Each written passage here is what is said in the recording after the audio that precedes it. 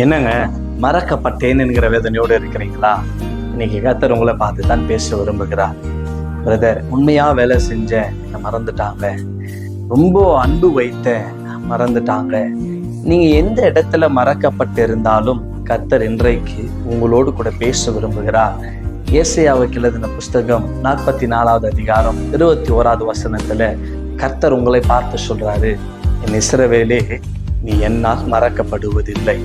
உலகத்துல எந்த மனிதர்கள் மறந்தாலும், தாய் மறந்தாலும், தகப்பன் மறந்தாலும், கர்த்தர் உங்களை மறப்பதில்லை. கர்த்தர் மறக்காததுனால உங்க வாழ்க்கையில நடக்கிற ஆசீர்வாதங்கள் எவ்வளவு பெருசு தெரியுங்களா? பாருங்க, வேதத்துல ஒரு வாலிபனை குறித்து எழுதப்பட்டிருக்கிறது. யோசேப் என்கிற ஒரு வாலிபன் தன் சொந்த சகோதரர்களாலே மறக்கப்படுகிறான், விற்கப்படுகிறான்.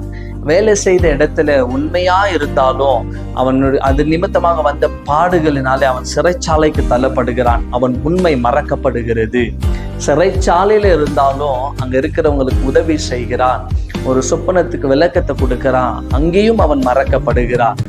எல்லாராலும் மறக்கப்பட்ட ஒருவன் எப்படி அவ்வளோ பெரிய அதிகாரியாய் வர முடிந்தது என்று சொன்னால், அவன் கர்த்தரால் மறக்கப்படவில்லை. மனிதர்களால் நினைப்பூட்டப்படுகிறவருடைய ஆசீர்வாதமே அவ்வளவு பெருசா இருக்கும்னு சொன்னா, கர்த்தரால் மறக்கப்படாத உன்னுடைய ஆசீர்வாதம் எவ்வளவு பெருசா இருக்கும்னு நினைச்சு பாருங்க. ஏற்ற நேரத்துல, ஏற்ற வேலையில கர்த்தர் அந்த மனிதர்களுக்கு முன்பதாக யார் உங்களை மறந்தார்களோ, எந்த இடத்துல நீங்கள் மறக்கப்பட்டீர்களோ, அதே இடத்துல கர்த்தர் உங்களை கொண்டு வந்து நிறுத்தி, கர்த்தர் உங்களை மறக்கவில்லை, நீங்கள் எப்பொழுதும் கர்த்தருடைய நினைவுக்குள்ள இருக்கிறீங்க என்கிற ஒரு ஆசீர்வாதத்தை, உன்னதமான ஒரு இடத்துக்குள்ள கர்த்தர் உங்களை கொண்டு போவார். மனிதர்கள் மறந்ததை குறித்து வேதனைப்படாதீங்க. இனி கர்த்தரால் நீங்க மறக்கப்படலை என்பதை குறித்து சந்தோஷப்படுங்க.